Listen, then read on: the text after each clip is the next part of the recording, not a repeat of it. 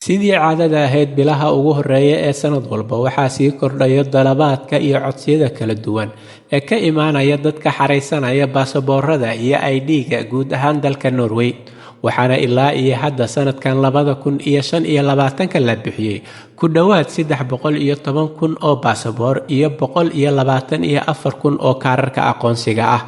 Waxaa la soo warinayaa in xarumaha booliska ee deegaanada kala duwan ee dalka Norway ee bixiya adeegyadan ay hadda awood u yeesheen in ay la jaanqaadaan mashquulka badan iyo dalabaadka uga imaanaya codsadayaasha, waxayna sidoo kale u sameeyeen saacado cayiman iyo maalmo u gaar ah taa oo ay dadka ugu adeegayaan. booliiska magaalada Oslo ee caasimadda dalka Norway ayaa hadda ah kan ugu mashquulka badan marka loo eego deegaanada kale ee dalka oo ay dadka dalbanaya baasaboorka iyo kaarka aqoonsiga ay ku badan yihiin. Waxa ayna dadweynaha dalbanaya baasaboorada iyo ID-yada u adeegaan toddobaadkii 3 maalmood oo kala ah maalmaha Isniinta, Arbacada iyo Jimcaha laga bilaabo 1 duhurnimo ilaa 3 galabnimo. Waqtiga ay sugayaan dadka dalabkooda in looga soo jawaabo ama loo sameeyo baasaboorkooda iyo ID-gooda ayay Oslo ku horeysaa marka loo eego deegaanada kale, waxa ayna qaadataa kaliya 1 maalin ilaa 3 maalmood,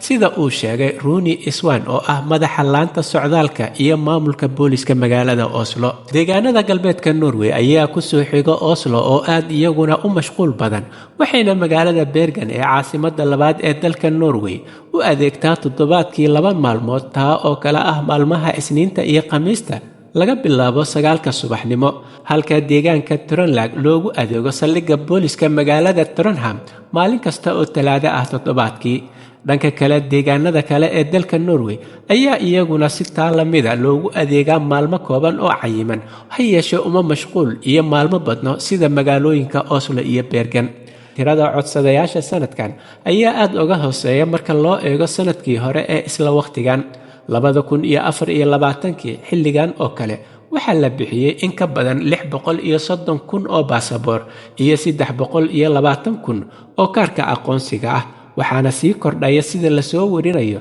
codsadayaasha baasaboorka marka ay codsanayaan si lamidana la codsanayo ID kaarka, kuwa oo kordhay 27% marka loo eego xilliyadii hore.